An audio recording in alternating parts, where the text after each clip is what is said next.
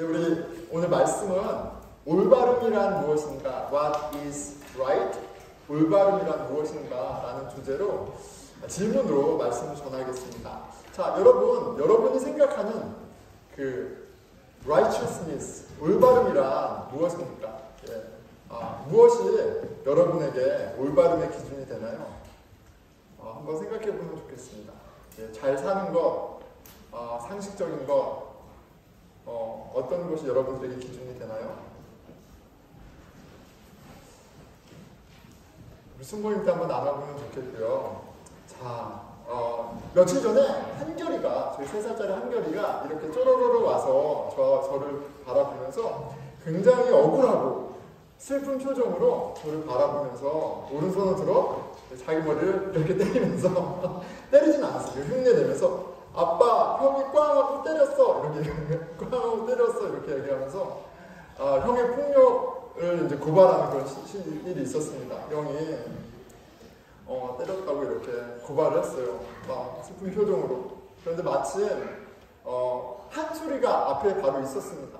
그러니까 근데 한솔이가 동생이 이제 그렇게 고발을 하는데 전혀 흔들리지 않고 진짜 고개를 제대로 들고 또박또박 어조로 저한테 자신의 정당한 올바름을 맞을만 해서 맞았다 이런 얘기를 이제 딱 하는 거예요. 뭐라고요? 아빠, 한결이가 존댓말을 하지 않아요.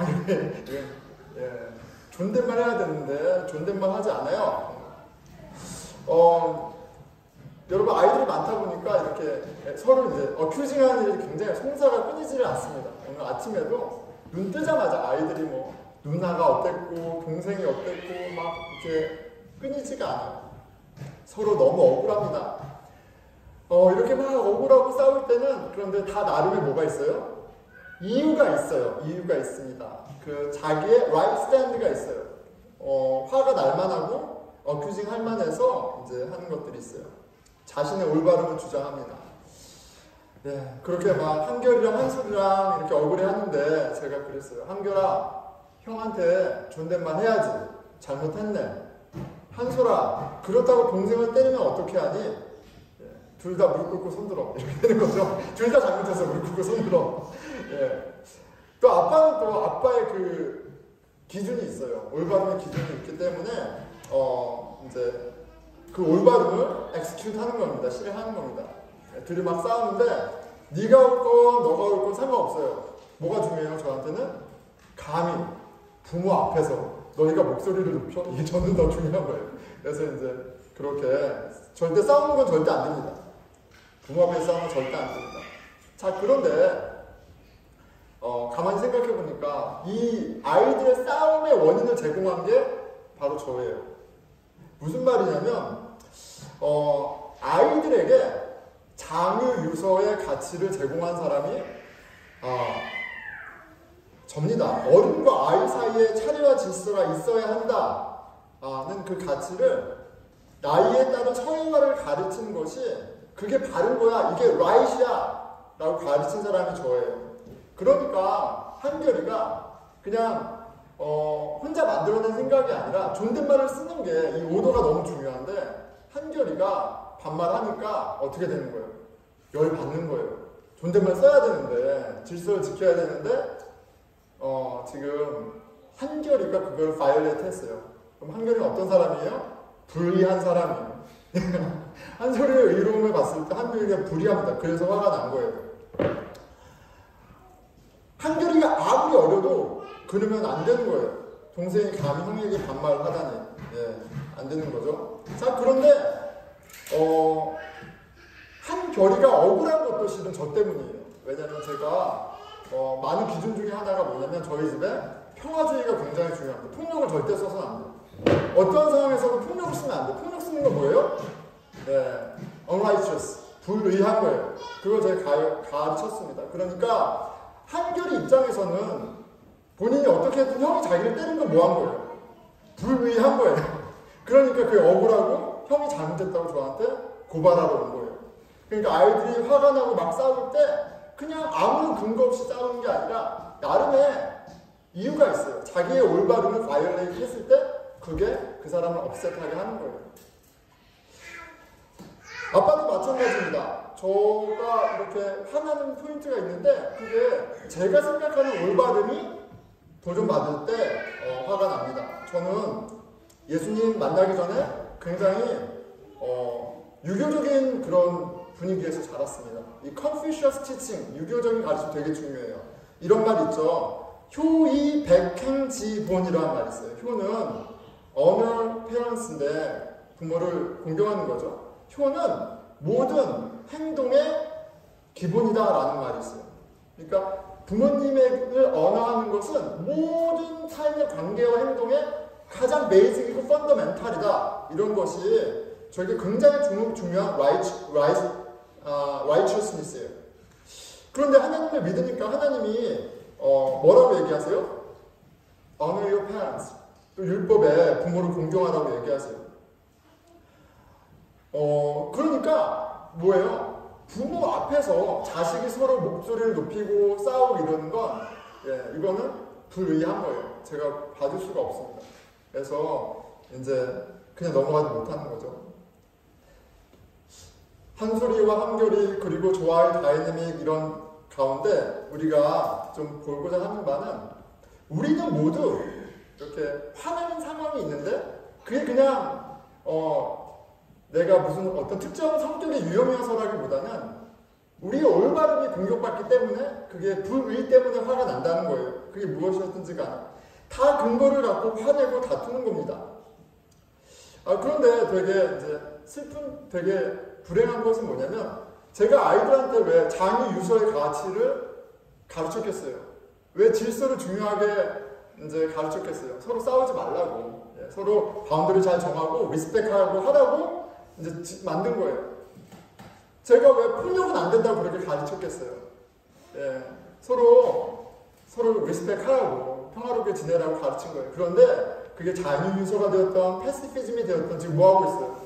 그걸 자신의 라이처스로 삼고 규정하고 싸우고 있어요. 오히려 이게 굉장히 아이러니해요. 올바름이 필요합니다. 그런데 그 올바름이 오히려 서로를 공격하고 서로의 다름을 인정하기보다는 무시하고 싸우는 그런 근거 아르규먼트가 됩니다.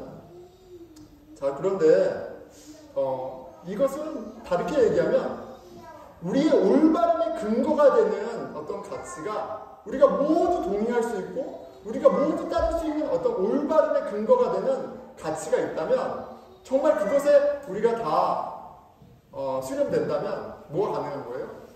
그 올바름을 기준으로 우리가 같이 평화롭게 같이 함께할 수 있는 거예요. 도대체 모든 인생의 기준이 되는 올바름 그런 게 있기는 한 것일까? 그 올바름이 무엇일까? 제가 오늘 말씀을 통해서 좀 생각을 시작해 보고요. 또 마태복음을 묵상하면서 좀 알아봤으면 좋겠습니다. 하나님께서 우리가 이야기하는 모든 분쟁의 원인인 그 잘못된 올바름 그 기준을 챌린지 하시고요. 그리고 우리를 서로 화목하게 하시는 정말 올바름의 기준을 세워주시기를 기대해요. 자, 마태복음을 시작합니다. 여러분, 마태복음은 누구를 위해서 쓰여진 성경책인가요? 자, 우리 성경 공부 참여하시는 분을 대상으로 질문해 보겠습니다. 자, 연하자매, 마태복음은 누구를 위해 쓰여진 성경책인가요? 죄송합니다. 예, 유대인입니다. 유대인이죠. 예. 얘기하시는 거 저 들었습니다. 유대인이라고 얘기하시고요. 유대인을 위해서 쓰여진 복음서예요. 유대인을 위해 특별히 쓰여진 복음서입니다. 자, 그렇기 때문에 뭐가 중요하냐면 마태복음을 우리가 읽고 묵상할 때 중요한 게 유대인의 관점에서 이 말씀을 읽는 게 굉장히 중요해요. 유대인들에게 복음을 설명하고 설득하려고 쓰여진 책이기 때문에 유대인이 이것을 어떻게 이해하고 받아들이는지를 아는 것만큼 마태가 전하는 복음의 의미를 더 풍성하게 이해할 수 있습니다. 컨텍스트를 알아야지 메시지를 받을 수 있는 거예요. 자, 이게 이런 겁니다. 왜 유대인의 입장이 이렇게 이해하는 게 굉장히 중요하냐면 이런 거죠. 누군가가 한국 사람에게 앞으로 존댓말 쓰지 마 이렇게 말을 하면 여러분 어떻겠어요? 한국 사람인데 찐 한국 사람이야. 한국에 사는 한국 사람 이제 앞으로 여기서 한국말 쓰지 마 그러면 어떻게 하겠어요? 예, 대부분 오펜드 되겠죠. 예, 이 질서를 무시하는 이런 거는 굉장히 오펜드가 됩니다. 한국 사람에게 오펜드가 되죠. 자, 그런데 미국 사람인데 그게 오펜드가 될까요? 미국 사람이 이해하기 어려운 부분이에요. 뭐 그게 그렇게 나이가 그렇게 뭐가 중요해? 그렇잖아요. 나이가 뭐가 그렇게 중요해? 그렇게 되는 겁니다. 그럼 어떻게 하면 한국인이 그 존댓말 때문에 오펜드 되는 걸 이해할 수 있겠어요?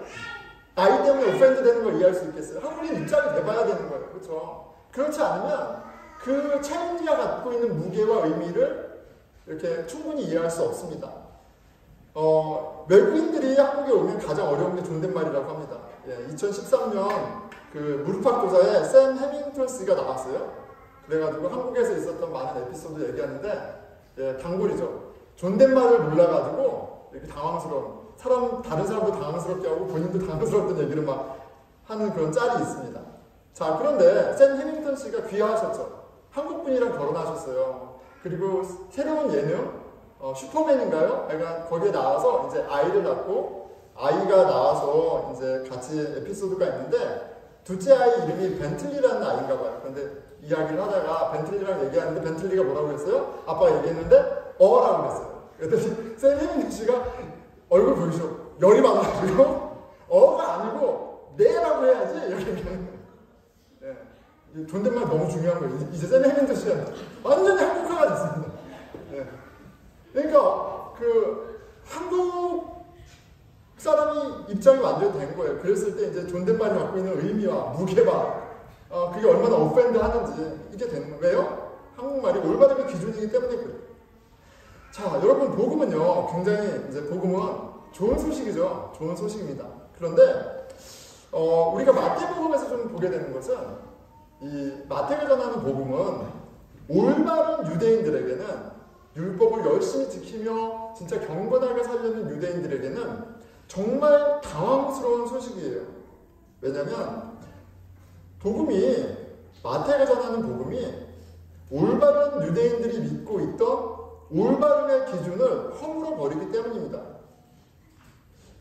그들이 올바름의 righteousness의 기준을 삼았던 것은 모세의 율법이었어요. 율법이었어요. 그런데 마태가 전하는 복음은 정확하고 집요하게 유대인들의 영적인 근간인 그 율법을 타격합니다. 공격합니다. 자, 그런데 이런 것이 복음이 이런 일을 하는구나 라는 걸 이해하려면 이것을 읽고 있는 사람들이 경건한 진지한 진짜 율법인 유대인이라는 걸 알아야 되고요. 그들에게 율법이 얼마나 중요한지를 우리가 이해할수록 지금 복음이 무엇을 공격하고 있는지 무슨 일을 하고 있는지 우리한테 더 와 닿는 거예요. 그런데 여러분 한 번의 설교, 두 번의 설교로 부족합니다. 그래서 성경 공부를 해야 돼요. 성경 공부를 하고 이 컨텍스트의 이해를 충분히 가져야 메시지의 메인 포인트를 캐치할 수 있어요. 자, 마태가 전하는 복음은요, 경건한 유대인, 올바른 유대인들의 근간인 율법을 흔들어 놓습니다. 그게 올바름의 근본이 아니야 라고 챌린지를 한단 말이에요. 예수님이 말씀하시는 올바름의 기준이 전혀 다릅니다. 마태가 전하는 복음의 주인공 예수님은 다른 얘기를 하세요. 예수님이 말하는 올바름의 기준은 헤세드, 은혜와 자비예요. 은혜와 자비로 구원받는 거예요. 나의 율법 잘 지키고 경건하게 살고 그것으로 구원받는 게 아니에요. 그런데 그것이 여러분에게는 우리에게는 당연하게 느껴질지 모르겠지만 유대인에게는 굉장히 참을 수 없는 율법에 대한 모독이고 그들을 굉장히 혼란스럽게 하는 도전이에요. 자, 그런데 여러분 실은 이건 우리에게도 적용이 됩니다. 예수님이 왕으로 찾아오시면 우리에게 하시는 일이 뭐냐면 우리의 나라를 어떻게 해요? 먼저 흔들고 허무세요. 그 일을 하시는 거예요. 우리들의 올바름, 그 가치를 정말 그것이 올바른 것인지를 질문하시고 그렇지 않다는 것을 낱낱이 고발하는 일을 하십니다. 그리고 나서 새로운 일을 하세요. 그러니까 마치 이런 겁니다. 구원자 다윗의 자손 왕이 오셨어요. 그런데 그 왕은 이 새 왕은 이제 옛 왕이 다스리던 나라를 허물고 그 위에 당신의 온전한 나라를 세우러 오신 거예요. 그러니까 예수님이 오셔서 내가 지금 여태까지 내가 열심히 공부하고 학위 받고 아니면 사람들에게 인정받고 아니면 커리어를 쌓고 운동을 해서 건강을 만들고 뭐 이렇게 외모를 만들고 어떻게 했든 내가 만들었던 이 집에 찾아오셔서 예수님이 이 집에 보니까 좀 화장실을 좀 고쳐야겠네? 뚝딱뚝딱 부엌을 좀 리노베이션 해야겠네 해서 싱크대 새로 갈아 껴주고 너는 새로운 LG 냉장고가 필요하구나 해서 새로운 LG 냉장고 넣어주고 이런 일을 하러 오신 게 아니에요. 예수님은.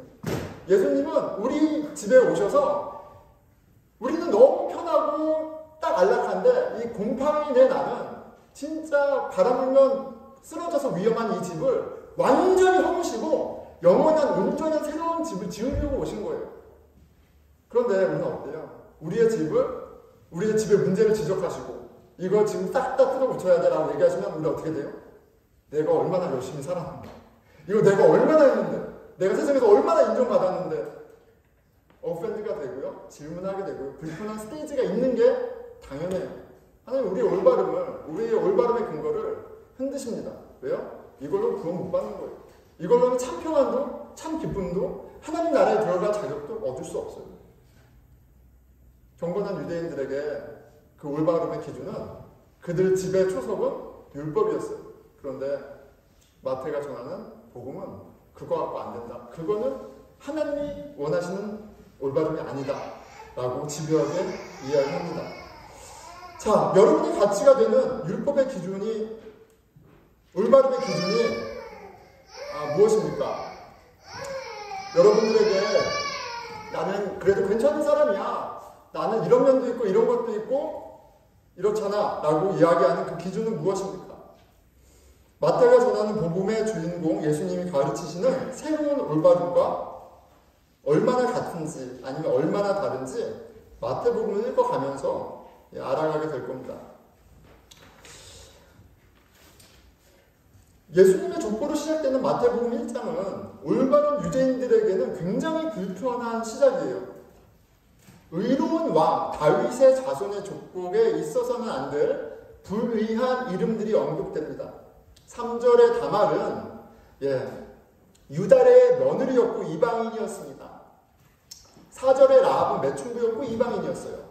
5절에 다윗의 증조할머니 룻은 모압 여인이었습니다. 율법에 뭐라고 명시되어 있어요? 이방인들은 유대인들하고 결혼할 수 없습니다. 히브리 사람 결혼할 수 없고요. 모압 여인은 특히 절대 모압 사람은 이스라엘 회중에 들어갈 수 없다라고 명시되어 있어요. 올바름이 너무나 중요한, 율법을 지키는 게 너무나 중요한 유대인들에게 예수님의 족보는 굉장히 당황스러운 치부를 드러냅니다. 시아버지와 며느리 사이에서 난 자식의 자손, 내충부의 자손, 거기다 모압 여인의 자손, 말도 안 되는 거예요. 의로운 왕의 족보에 불의한 여인들의 시커먼 이름들은 너무나 불편한 겁니다. 그리고 가장 거북한 이름이 6절에 나오죠. 우리야. 다윗은 우리야의 아내에게 솔로몬을 낳고, 우리야는 다윗의 가장 큰 치부입니다. 다윗이 이웃의 아내를 탐하였고 간음하였고 거짓말하였고 또 이웃을 그 모든 것을 얻기 위해 살인했습니다. 예수님의 족보는 예수님이 하나님께서 다윗에게 영원한 나라를 약속할 때 말씀하신 그 한 자손, 다윗의 자손이라는 것을 증명하기도 하지만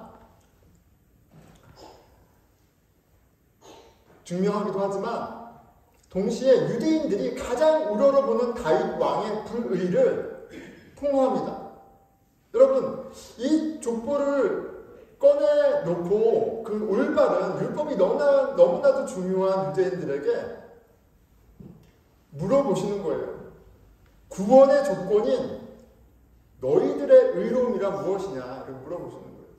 너희들의 조상이 율법을 잘 지키고 내가 보기에 너무나 열심히 살고 구원받을 만한 그런 삶을 여러 세대에 살아서 완벽하게 살아서 내가 그것을 인정해서 구원자를 보낸 게 아니잖아. 너희들에게는 의로움이 없어. 봐봐. 어떻게 의롭다고 할 수 있어? 너희들이 불의함에도 불구하고 나의 의로움으로 내가 은혜와 자비가 풍성해서 너희를 구원하려고 예수를 보낸 거야. 예수 족보에 있는 거예요. 의로움으로만 구원받는다라고 믿던 유대인들에게는 이 족보 자체도 굉장히 큰 챌린지가 됩니다. 예수님의 족보를 통해 하나님이 보여주신 당신의 의로움은 헤세드, 자비와 은혜예요. 그리고 이어지는 오늘 본문 말씀에 요셉을 통해 가르쳐 주시는 올바름 또한 헤세드, 자비와 은혜입니다. 요셉은 마리아와 약혼한 상태였어요. 그리고 19절의 그 상황은 아직 마리아가 성령으로 임재된 사실을 모르는 시점입니다. 아직 하나님의 사자가 오셔가지고 말해주지 않은 상태예요. 지금 요셉은 자신의 약혼녀가 임신했다라는 소식만 들었어요. 자, 임신은요, 그런 의미에서 그 범죄의 너무나 명백한 증거예요. 예, 지금 마리아가 범죄했다는 것에 명백한 증거가 됩니다. 자, 그런데 19절에 이렇게 되어 있죠. 그의 남편 요셉은 의로운 사람이라 그를 드러내지 아니하고 가만히 끊고자 하여. 하나님이 마태복음 서두에 의로운 사람이 누구인지 보여주시면서 요셉의 이름을 이렇게 요셉을 등장시키시고 요셉이 한 의로운 행동을 얘기하세요. 뭐예요? 마리아가 약혼녀인 마리아가 임신했는데 그거를 덮고 가려고 하고 있어요. 그 약혼녀 마리아의 수치를 덮습니다. 여러분, 우리한테 지금 약혼한 상태에서 여자가 임신했다는 것이 우리한테는 그렇게 많이 충격적으로 다가오지 않을 수 있어요. 우리는 결혼이라는 제도 밖에서 자유롭게 연애하고 성관계를 가고 혼전에 동거하고 이런 게 그냥 너무나도 노멀하고 자연스러운 당연한 그런 세상에 살다 보니까 이게 그렇게 크게 위중하게 다가오지 않을 수 있어요. 그런데 당시 유대인의 입장에서 들어가 보면 이거는 엄청난 사건입니다. 굉장히 큰 사건이에요. 오케이. 전통사회에서 이거 큰 사건이지. 그런데, 그 요셉이 그래도 좀 착했네. 내성적이었나? 어쨌든 이거 이렇게 묻고 가네? 이렇게 볼 수도 있지만, 성경에서 굳이 요셉을 의롭다고 할 때, 이 구절은, 장면은 유대인들에게 굉장히 충격적인 장면입니다. 왜요? 요셉은 율법의 근거로 보면 전혀 의롭지 않기 때문에 그래요. 율법을 행하는 게 의로운 거예요. 그럼 율법대로 하면 지금 요셉은 어떻게 해야지 의로운 거예요? 신명기 22장 20절, 21절입니다. 그 일이 참으려 그 처녀의 표적이 없거든 그 처녀를 그의 아버지 집 문에서 끌어내고 그 성읍 사람들이 그를 돌로 쳐 죽일지니 이는 그가 그의 아버지 집에서 상기 행동을 하여 이스라엘 중에서 악을 행하였습니다. 너는 이와 같이 하여 너희 가운데서 악을 제할지니라. 율법대로 하려면요, 마리아를 공개적인 장소에서 돌로 쳐 죽이는 게 올바른 거예요. 그게 율법적인 겁니다. 그게 올바른 유대인들이 갖고 있는 올바름의 기준이에요. 그런데 의로운 사람, 하나님이 의롭다고 하는 요셉은, 하나님은 요셉을 통해 내가 생각하는 진짜 의로움은 다른 거야 라고 얘기하시는 거예요. 내가 생각하는 진짜 의로움은 율법을 지키려고 아둥바둥하는 그거 이상으로 내가 정말 중요하게 여기는 의로움은 헤세드야, 은혜야 라고 얘기를 하세요.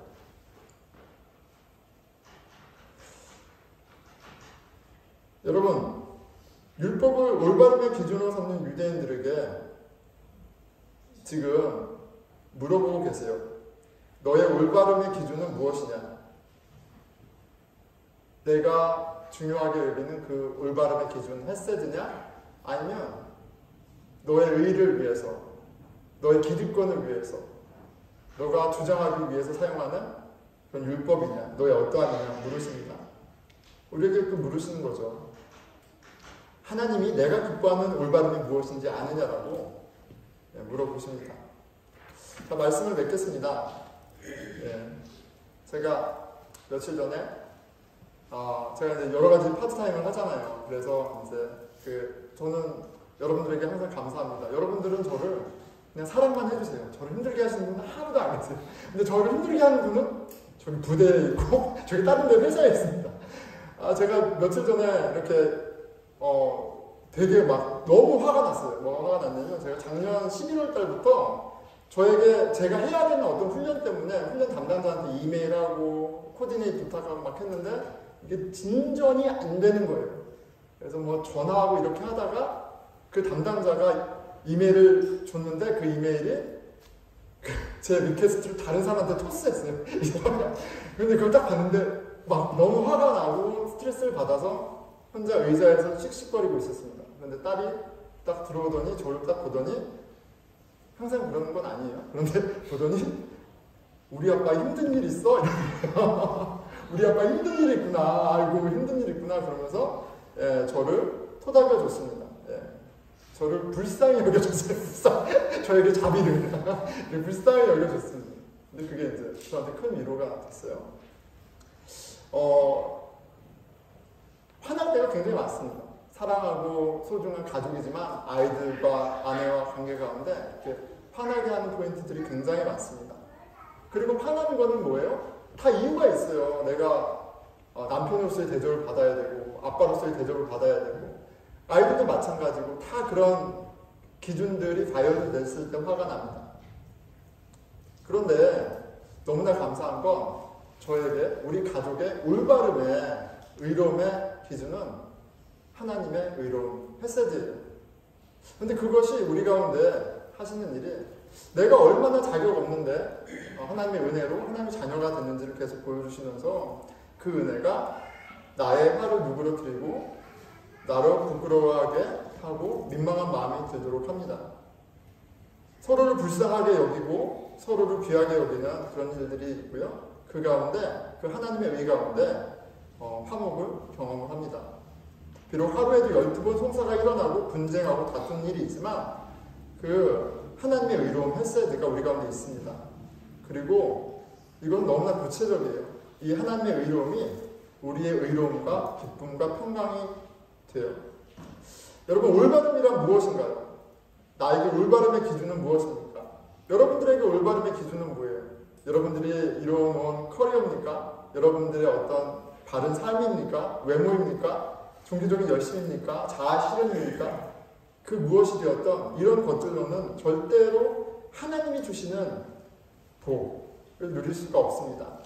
하나님이 당신의 의로운 자녀에게 주시는 기쁨과 평강을 그 인간적인 의로움으로는 누릴 수가 없어요. 하나님은 우리에게 은혜를 베푸시고 또한 우리에게 은혜를 원하십니다.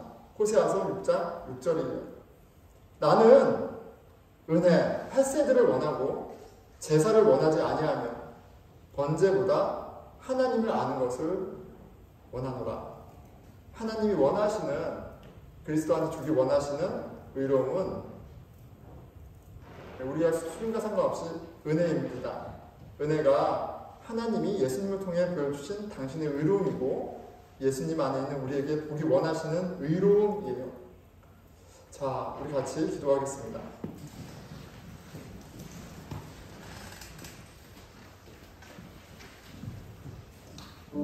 올바름이란 무엇입니까? 여러분들을 기분 나쁘게 하고 화나게 하는 그 올바름의 기준들이 무엇입니까? 하나님이 우리 올바름의 기준 헤세드 은혜가 되십니까? 아니면 하나님의 은혜는 나랑 전혀 상관없고 나의 열심, 나의 커리어, 나의 어떠함이 올바름의 기준이 되진 않습니까? 하나님이 그리스도 안에서 우리에게 보여주시고 입혀주신 그 올바른 은혜를 알기 원합니다. 그 은혜가 우리 삶 가운데 경험되어질 수 있도록 도와주십시오. 우리 올바름의 기준이 은혜가 될 수 있도록 도와주십시오. 우리 같이 잠깐 기도하겠습니다. 하나님 아버지 가르쳐주시고 깨닫게 하시는 마음을 원합니다. 하나님 저를 가르쳐주시는 그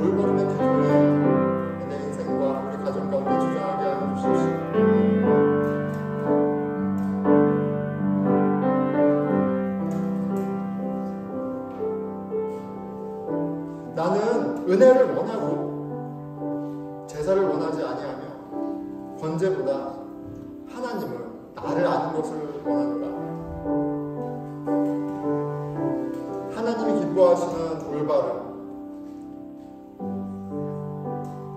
우리 영혼이 살 수 있는 그 생명의 길 너무나도 분명합니다. 주님, 우리 공동체가 함께 주님을 알아갈 때 우리의 올바름이 우리의 의가 아니라 하나님의 의가 되는, 그렇게 하나님의 은혜가 우리 관계를 주장하고 채워가는 일이 있게 하여 주십시오. 공동체를 위해서 기도하겠습니다. 하나님 아버지, 주님의 의가, 우리의 올바름이 얼마나 문제가 많은지, 소망이 없는지 그걸 알려주시고, 주님의 의가, 그 은혜가 우리에게 소망이 되고 또 생명이 됨을 깨닫게 하시기를 기대합니다. 우리 가운데 복음으로 새로운 올바름이, 온전함이 세워지는 일이게 하여 주십시오.